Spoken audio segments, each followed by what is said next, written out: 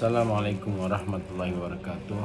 Alhamdulillahirabbil alamin wa bihi nasta'inu ala asyrafil anbiya'i wal mursalin wa ala alihi wa sahbihi ajmain, amma ba'du. Qala rabbi shrah li sadri wa yassir li amri wa hlul min lisani yafqahu qawli. Pertama-tama marilah kita panjatkan puja seperti syukur kita kepada Allah SWT, yang mana pada pagi hari ini kita semua masih diberikan banyak nikmat oleh Allah. Ada nikmat sehat, nikmat panjang umur, nikmat iman, serta nikmat Islam, dan juga nikmat kesempatan. Dengan begitu banyak yang Allah berikan kepada kita, semua nikmat ini kita patutlah bersyukur dengan mengucapkan Alhamdulillahi Rabbil Alamin. Selawat serta salam marilah kita haturkan keharibaan junjungan tertinggi kita Nabi besar Muhammad Sallallahu Alaihi Wasallam, kepada keluarganya, sahabatnya, kita semua sangat mengharapkan sifat beliau di akhir kehidupan kelak, dan semoga kita termasuk orang-orang yang mendapatkan syafaat beliau di akhir kelak nanti. Amin ya rabbal alamin. Sahabat YouTuber dimanapun anda berada, sebagaimana biasanya setelah pada subuh selalu saya membacakan pencerahan. Namun kemarin saya akan membaca pencerahan, namun tidak jadi karena sudah terlalu banyak bercerita tentang dirawat di rumah sakit. Dan kali ini pun tetap saya akan menceritakan juga beberapa yang pengalaman saya yang dirawat di rumah sakit ini, kurang lebih sekarang hari yang ke-12. Mudah-mudahan hari ini hasil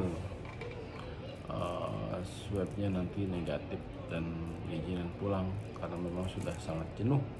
Saya berdua dengan anak saya Mahira, kan, Amalia Zahra. Mudah-mudahan dinyatakan negatif dan boleh pulang. Sudah tidak kerasan lagi karena terlalu lama di rumah sakit ini. Dan juga kemarin sudah saya ceritakan, mungkin dari pertama awalnya dimulainya hilang penciuman dan sampai dirawat, dan sampai tiba-tiba kambuh panas, kambuh sesak, kambuh ada. Mudah-mudahan sekarang ini sudah tidak ada efek-efek lainnya. Hanya saja memang kalau bicara terlalu banyak, sedikit ngap masih, jadi tidak bisa langsung seperti biasanya gitu. Sekarang harus ngatur nafas karena memang tidak tahu kenapa, mungkin karena paru-paru diganggu, jadi walaupun sudah ada penyembuhan tetap masih ada bekas-bekasnya. Dan kita mohon kepada Allah, mudah-mudahan semuanya akan disembuhkan kembali seperti sedia kala. Baiklah sahabat YouTuber dimanapun anda berada, setelah saya renungkan 12 hari di rumah sakit ini, ternyata memang Allah lah yang menyembuhkan semuanya. Di pencerahan pada pagi hari ini saya akan bacakan, bila aku sakit, Allah yang sembuhkan. Sahabat, bila kalian sakit maka Allah yang menyembuhkan. Rumah sakit, dokter atau obat adalah sarana penyembuhan. Bukan berarti kita sakit tidak boleh ke dokter, kita pasrah hanya kepada Allah, tapi kita tidak berobat, tidak ikhtiar untuk pengobatan, bukan. Itu hanya sebagai sarana dan ikhtiar saja, karena sebetulnya memang Allah sudah takdirkan kita sakit, kita berobat. Namun sangat fatal bila mana kita terlalu mengabaikan pengobatan, terlalu cuek, istilahnya udahlah Allah yang sembuhkan. Bukan seperti itu. Tetap kita harus ikhtiar berobat, namun hasil akhirnya Allah yang akan tentukan. Jadi dokter atau obat adalah sarana penyembuhan. Ada ayat Allah, faida maridotu wa huwa yasfin. Bila aku sakit, dia Allah yang menyembuhkan. La ilaha illallah, tiada Tuhan selain Allah. La haula wala quwata illa billah, tidak ada kekuatan selain Allah. Hasbunallah, cukuplah bagi kami, yaitu Allah. Cukup Allah bagi kami. Yang lain tidak begitu penting, yang lain hanyalah sarana dari Allah. Yang lain hanyalah makhluk, sama-sama makhluk. Ketika aku sakit, Allah yang bisa menyembuhkan, dan hanya Allah. Kesembuhan itu datangnya dari Allah, bukan dari selain Allah. Allah selain Allah itu tidak ada yang bisa menyembuhkan. Rumah sakit, dokter itu hanya sarana penyembuhan. Itu sarana kita untuk ikhtiar untuk penyembuhan, dan hasil akhirnya Allah yang menyembuhkan. Ketika aku lemah, Allah menguatkan. Ketika aku hina, Allah memuliakan. Ketika aku miskin, Allah yang mengkayakan. Ketika aku bodoh, Allah yang memandaikan. Ketika aku lupa Allah, Allah pun yang mengingatkan. Ketika aku terlena, Allah yang menyadarkan. Ketika aku pingsan, Allah yang menyembuhkan. Ketika aku gila dunia, Allah yang menyembuhkan. Sahabat, mari kita renungkan. Ada pasien kanker divonis dokter 3 bulan lagi dia akan meninggal, karena mungkin kankernya sudah sangat parah, stadium 4. Di tengah kegelisahannya, pasien jumpa dengan seorang guru, orang soleh tentunya. Si pasien belajar zikir, hatinya jadi tenang. Lalu penyakit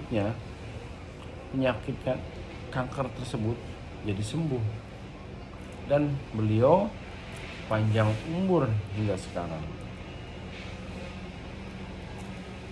Anehnya, dokter yang memvonis mati malah sudah mati duluan karena kecelakaan. Itulah karena nyawa itu memang takdir dari Allah. Manusia itu semua dari Allah. Kesembuhan pun dari Allah. Kita hanya bisa ikhtiar, dan kita tidak boleh sombong, tidak boleh memuja seseorang sampai karena si ini si itu kita bisa sembuh. Bukan. Tetap yang menyembuhkan adalah Allah. Kita hanya sifatnya manusia untuk ikhtiar. Dengan pencerahan tadi, saya juga ingin memberikan informasi kepada teman-teman. Dengan adanya COVID ini, COVID memang betul-betul ada, bukan tidak. Jangan main-main dengan COVID. Makanya kita harus menjaga, memakai masker, mencuci tangan, jadi menjaga jarak. Itu namanya ikhtiar. Selebihnya kita serahkan kepada Allah, karena memang semua pun Allah yang menyembuhkan, Allah yang memberi penyakit. Kita tetap ikhtiar, berdoa sama Allah agar dijauhkan dari segala penyakit, agar semua kita diberikan kesehatan, keberkahan, dan rahmat dari Allah SWT. Amin ya rabbal. Demikian pencerahan pagi hari ini. Saya mohon doanya di hari yang ke-12 ini, mudah-mudahan hari ini saya sudah tidak diinfus, sudah dilepas semua. Tadi kemarin diambil darah, tinggal menunggu hasil serologi, dan hari ini akan dipoto scan paru-parunya. Mudah-mudahan hasilnya bersih dan bisa kumpul kembali di rumah.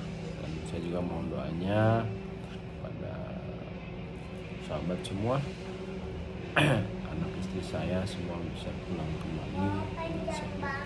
Demikian, kurang lebih mohon maaf. Sebelum kita tutup, kita doakan juga kepada saudara kita yang lainnya, mudah-mudahan diberikan kesehatan, diberikan